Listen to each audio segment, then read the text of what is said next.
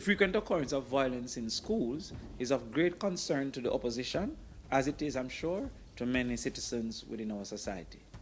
We have been seeing on the internet, etc., multiple videos of on-time and immediate evidence of what are the negatives happening, to the point that we have also captured the death of 2 students within the first semester of school.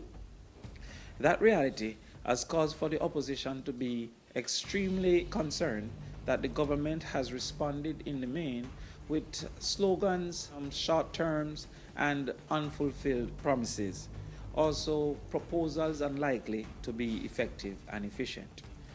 Though the society seems to have taken on board some of these proposals, we can give one simple example of the inefficiencies of proposals being put forward by the government.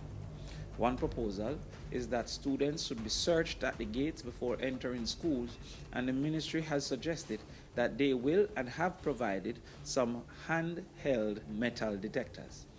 That being the case, simple mathematics of 1,000 students in school and an average of 30 seconds, half of a minute, to do an effective search, you would recognize that you would need 500 minutes or approximately 8 hours for all students to be searched.